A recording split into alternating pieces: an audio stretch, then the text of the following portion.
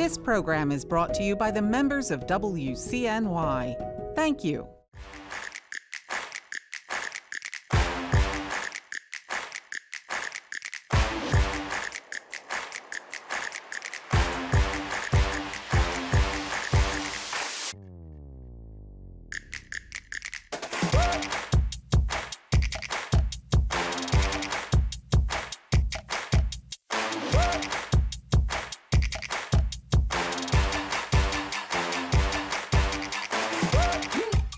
Welcome, America, to Balancing Act, the show that aims to tame the political circus of two-party politics.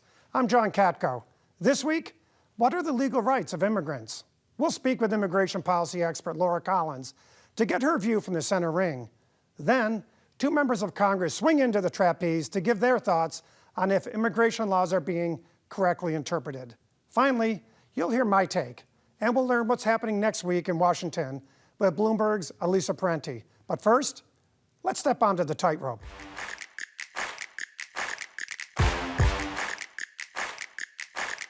One of the U.S. government's core duties is protecting public safety and national security, and it has long used the law to do just that. An early example of this is the Alien Enemies Act of 1798. It was passed during rising tensions with France when President John Adams and the Federalists feared war following the French Revolution.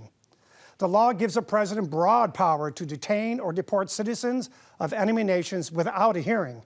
While it wasn't used when first enacted, it has since been used during 3 wars in U.S. history. First, during the War of 1812, President James Madison ordered British nationals to report to local authorities and abide by travel restrictions or be subject to deportation.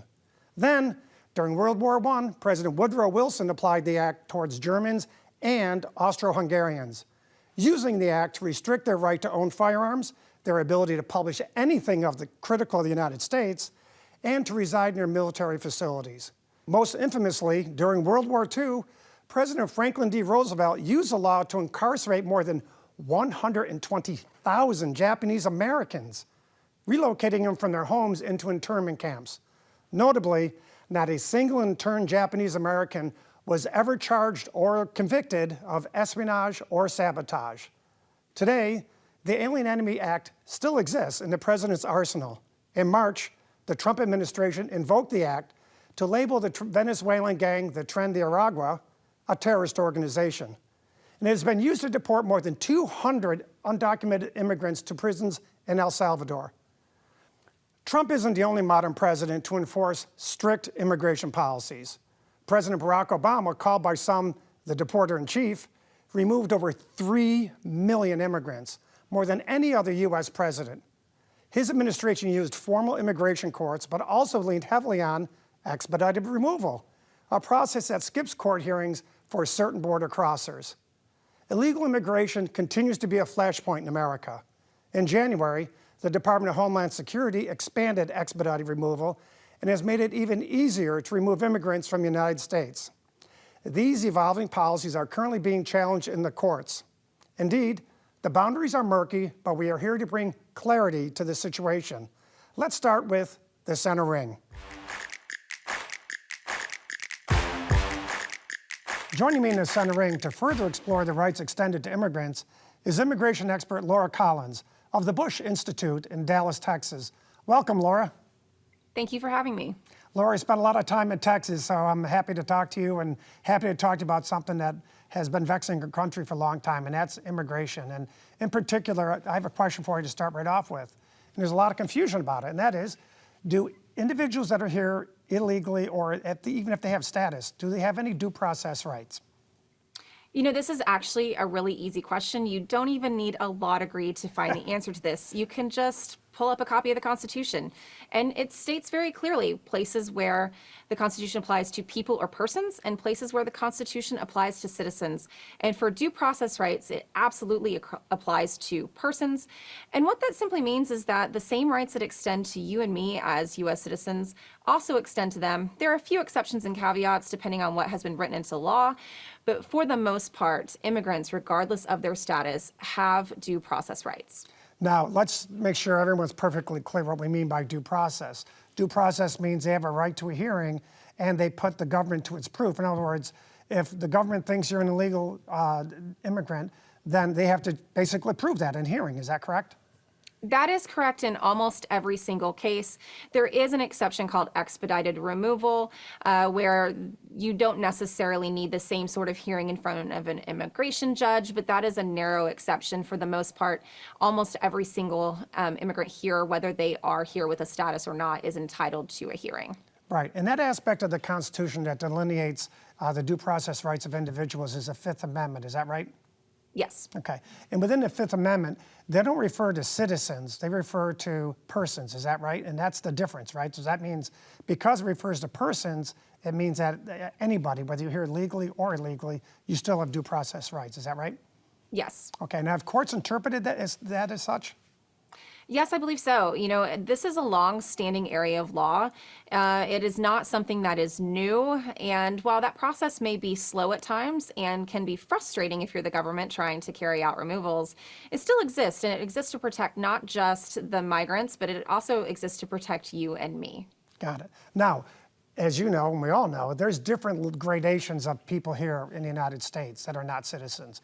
You have people that are here completely illegal, you just snuck into the country. You have people that have different statuses, maybe a student visa or here on a work visa or have their green card, whatever. So do the rights differ based on the status that the individual has when they're here? They do on the margins. I would say that for the sort of big constitutional questions, those protections are the same for everybody. But we know that there are differences according to the type of visa that you have. There are terms to make sure that visa applies. We know you have more protections if you are a legal permanent resident or green card holder, for example. But at the end of the day, if you are subject to removal proceedings, almost every single person who has been marked for removal or has been accused of doing something that would violate their visa has the opportunity for a hearing in front of an immigration judge. Okay, so you said immigration judge, and that's where I wanted to go next. If you have to have a hearing, you have to have a judge presiding over that hearing, or an individual equivalent to a judge. Do we have enough judges in the country to handle this massive backlog of people that are here illegally? Immigration judges is one of those places where there is a large bottleneck. This administration has really promised high numbers of removals because of those due process rights. There really aren't enough immigration judges to hear those cases. And that's true whether you're trying to remove people or whether you're looking at the asylum system where people are trying to affirmatively gain a legal status here. There's not enough immigration judges to really hear those cases as well. And so that is a place where there is a significant bottleneck to the process moving quickly. So has there been an effort to fix this backlog and get more immigration judges? And if there has been an effort, why hasn't it come to fruition? I feel like every single attempt to reform the last few years has included a proposal to increase the number of immigration judges. You know, you can't just snap your fingers and do it. Even if you increase the funding available, you still have to go hire them, and they are executive branch positions. And so it does take some time to staff up and find people who can be immigration judges. You have to establish, and then they have to find a docket, right? I mean, you've got to find where you're going to put them. So there's, again, a process to that as well. You cannot just simply add immigration judges quickly and expect that the problem will go away, because the backlog right now is millions of cases. Okay. And there's another aspect of the immigration issue, at least for individuals that are caught at the border on a regular basis. It seems like the extraordinarily high number of individuals caught are now claiming asylum. And if you claim asylum, certain things kick in right away under U.S. law. Could you briefly explain that aspect of it to the American people? Sure. So if you request asylum, that means that you are afraid of returning to your home country. Under U.S. law, you are entitled to a credible fear interview and a hearing in front of an immigration judge to make sure that we are not sending back people who might be persecuted by their home government, might be tortured. So there are additional rights that come with requesting asylum. For a lot of the folks at the border, it's their only legal pathway to the United States. I know it feels like it's not a legal pathway because we see so many people at the border who are requesting it. But these are people who, even if they qualified for a work visa, for example, there's just not enough of those to go around. Maybe the companies don't recruit in their home country. Maybe they don't have a family member in the United States who could sponsor them, or maybe the green card backlog is too long. So there are a lot of people who are seeking opportunity and freedom, things that we have in the United States. Asylum is a legal pathway for them, and it's one of the only ones available. Okay, then let me ask one other subject, as long as you got a few minutes left. When they come across the border, for example, or when someone is found to be here illegally, do we have the right to detain them pending the hearing that they're owed? Yeah, I believe so. I think there's some limitations on that depending on your age. Obviously, there's a limitation on that, not just in the rights sphere, but in the capacity sphere, right? We don't have enough detention beds to detain all of the people who are undocumented here in the United States. We certainly can detain people for amount of time, but it's not necessarily universal, right? We can't. That's why alternatives to detention exist.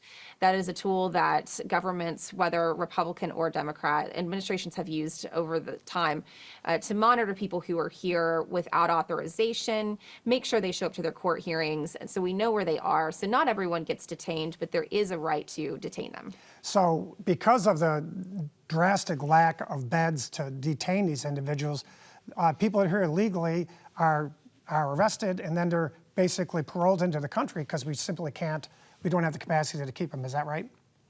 You know, I think we have something like 50,000 people detained at the moment. So we do have a fairly large capacity. And with border numbers being low, it's not really the border that's driving those numbers at this point. It's the interior removals.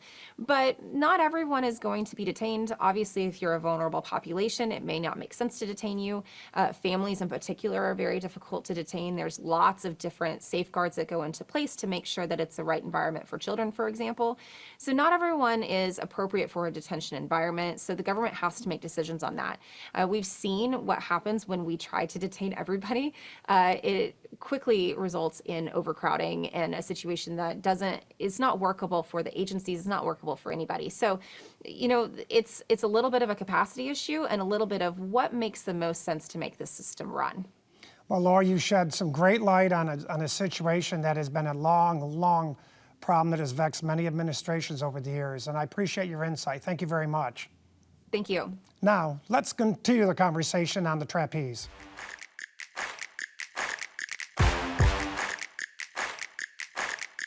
So, are the immigration and deportation laws being interpreted correctly and implemented responsibly? Joining us on the trapeze are Illinois Democratic Congressman Jonathan Jackson and Texas Republican Congressman Tony Gonzalez. Welcome, gentlemen.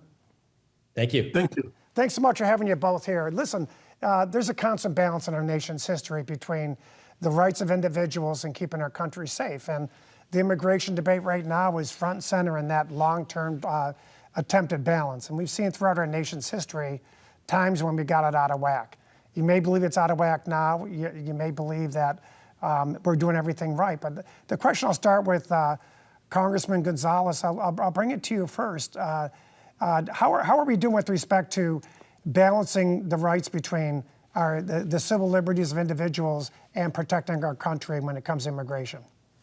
I think that's the key. We have to get it right, and I think Congress has a role to play in this, and I think it's an everyday challenge. I will tell you this. I represent a district that's 823 miles of the southern border, nearly half of the southern border. It takes me 10 hours to get from one end to the other, and what I've seen in the last few months is our lives have completely changed for the positive. And I think for many Americans, they just want to be treated fairly, right? They just want, we're all paying the law. We're stopping at the stop sign. We're paying our taxes. We're doing all the things we need to do. So at the end of the day, Americans just want to be treated fairly, and they don't want to have people here in the country illegally treated differently than they are. Now, it is a balancing act, though, right? You can go too far one way, or you can go too far the other. And I think that's the key. The goal, to me, the real goal is to have Congress, the body closest to the people, lead us through this.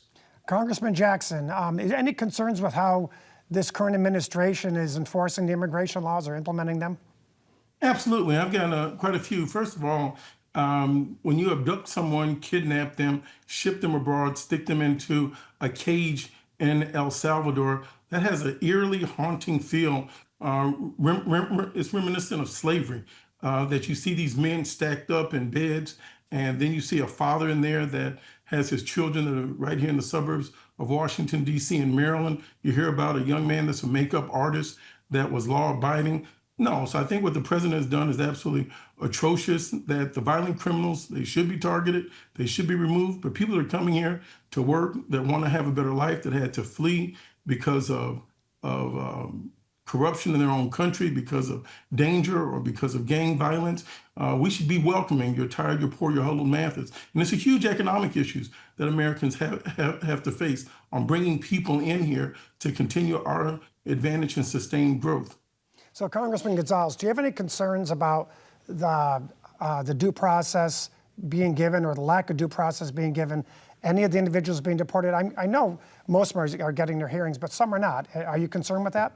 You always have concerns with that. I mean, look, we're a large country. There's 300 million of us, and you have all these different cases. The issue I have, and this is what often happens is in politics, is you take one instant and you try to make it appear as if that is the norm. What I want the norm to be is for rules to be followed and laws to be in place. And for too long, the norm had been lawlessness. Once again, I saw it along the border. And I think for many Americans, they're going, hey, what about us? Somehow we're in the back of the line of all these things that are occurring. Somehow our cities were investing in people that were here illegally and not investing in our housing and not investing in our jobs and our opportunities. So I think it's going to be some time before that balances out. But once again, it's Congress's job to provide oversight and appropriating the funds for that. And I think it's very important that we take that serious. Congressman Jackson, you mentioned previously about an individual being, quote unquote, kidnapped and shipped out of the country. Would you feel differently if that individual was taken into custody and was given a hearing before he was shipped out? Yes, I would totally be fine with a person that had the privilege to come to the United States of America and violated the safety and health of an American citizen. They should go. I'd be totally fine with that. But when I hear about a mother that has a child and the child's a legal American citizen, the child has cancer and the child has now been deported with the mother, I have a problem with that. It's just simply a lack of compassion. When I hear about, I see people being rounded up that are trying to get medical services right here in the city of Chicago. We've stopped many of the people that are in this population aren't going to the hospital anymore. They aren't picking up their medicine. They're becoming sicker. I don't want people living in fear. People that live in fear, nothing good can come out of that. I don't want to see a law enforcement officer's life in danger. Let's have a process where we bring people out, that these people are very honorable, they've been paying their taxes, and let's give them a pathway either to stay here or if they want to go back home, let us assist them. So the comments that I'm hearing from both of you is compassion to varying degrees, but also the respect for the due process and the rule of law. So let's take it to the next step then. If those are two of the fundamental tenets that you both believe in, which is great, then tell me what you would do, if anything, to change the laws. And Congressman Jackson, we can start with you. What would you do? Would you tweak the immigration laws one way or another to make it a better situation? Yeah, well, first of all, I would make sure that employers had to document people, that people are not exploiting this labor, that if you take the incentive out from employers getting all the benefits and these persons having to live in the shadows, I'm totally against that. It couldn't exist if it wasn't profitable. And it wouldn't be profitable if employers were penalized for hiring people that were doing work that's undocumented. So we have to look at the underbelly of who's benefiting from this. The people are being exploited and the corporations are making huge sums, extra funds for that. So my big wave of the wand would be, I would hold corporations responsible that have undocumented people working in them, that are exploiting child labor, that are taking advantage of these human beings. Congressman Gonzalez, your take.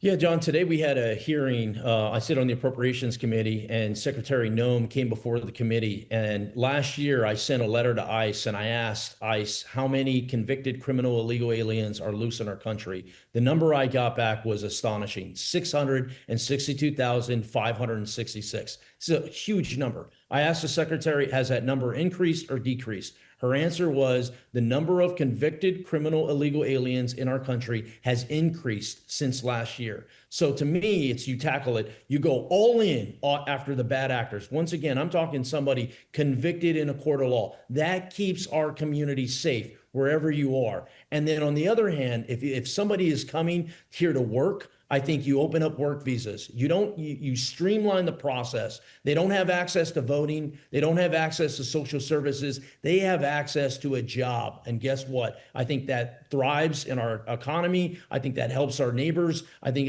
it does a lot of different things, but those are two separate things. If you're a convicted criminal alien, we're coming after you to keep our streets safe. If you're here to work, come on down. So a quick question for you both, a very brief answer if you will, please.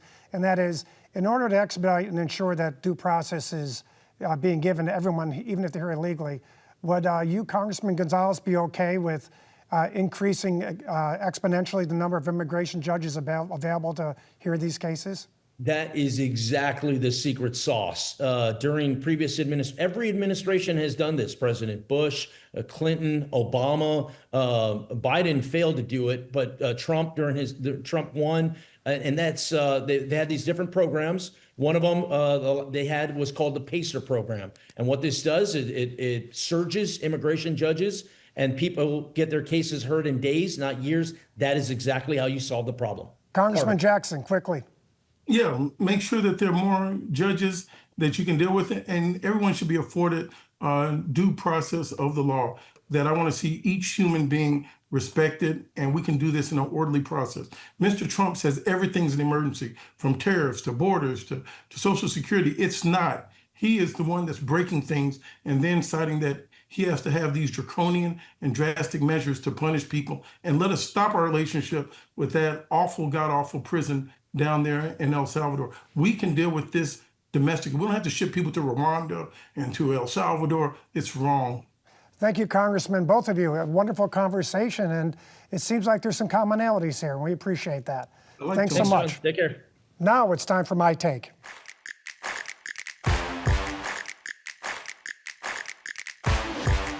For 20 years, I was a federal organized crime prosecutor, going after cartels, not just in the United States, but all over the world.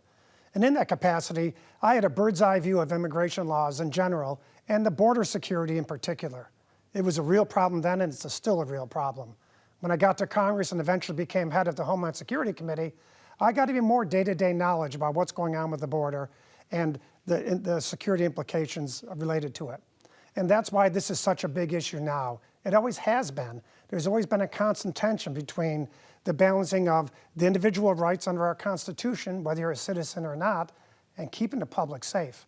That's what this is all about. That's what Biden struggled with, and that's what Trump is struggling with now. And that's what American people are probably struggling with in their mind.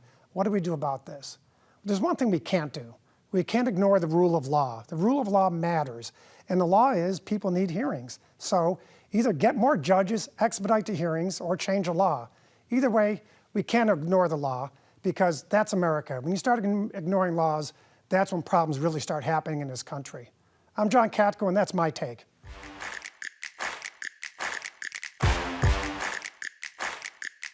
Joining us now is Elisa Parenti from Bloomberg News to share what's happening next week in Washington. Hello, Elisa. Hello there. Well, President Trump's trade war continues, and if anything, he's ramping up his rhetoric a little bit. He's saying, look, I don't need to sign any trade deals. These other countries that we're negotiating with, they're the ones who have a vested interest in getting our dollars. They want our markets and access to them. So he is saying, don't ask me, recently said to reporters, don't ask me when I'm going to sign a trade deal. Don't ask me with whom I will be signing these trade deals. We're laying down a number to the Indias, Japans, the South Koreas. We're going to lay down a number and say, here is what we require you to do with regard to the products that you're importing from the United States. They'll either accept that deal or they won't. Now, as you can imagine, the markets have not been big fans of that particular hardline stance. So yeah, I guess with respect to the markets, that's the question. There seems to be a lot of uncertainty with respect to his tariff policy. So how is that impacting the markets?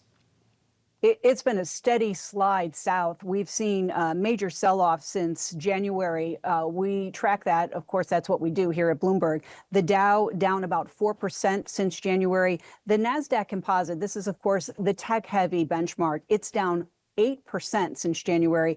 And the S&P 500, one of the wider indices that we track, it's down almost 5% since January. So substantial losses, and it's broad-based across the board. Man, stay tuned with that. Now we got to switch gears here a bit and quickly ask you about Capitol Hill. What's going up on the Hill this week? Well, we're in the thick of budget negotiations and the reconciliation process. Speaker Johnson on the House side has talked about this as the most important, most consequential legislation of our lifetime, so no pressure there. He is dealing with competing factions within his own party. So typically when we see on Capitol Hill, it'll be a fight between the Republicans and the Democrats. But this is very much a fight within the GOP. Conservatives looking for some deep, deep spending cuts, and then moderates a little bit concerned about that we may be cutting into bone with how deeply they're looking to eliminate waste and fraud. That's kind of been the catchphrase. On the Senate side, Majority Leader Thune dealing with a very similar situation. He's got conservatives demanding $1 trillion in spending cuts, moderates on that side refusing to cut into Medicaid. So we're hearing that we might have passage on the House side by the beginning of the summer, on the Senate side by July 4th. Want to also mention that President Trump's skinny budget was offered up later than typically is the case. Usually comes in February. This year it was more like May, and it was skinny in that lacking in kind of details and filled out information. Some of that we might get within the coming weeks. And this is, of course, a Republican Congress very anxious to enact his agenda. That's why they call it sausage making, I guess. Thanks again, Elisa from Bloomberg News. We'll see you next time. Thanks for joining us. And remember, in the circus that is politics, there's always a balancing act. I'm John Katko. We'll see you next time, America.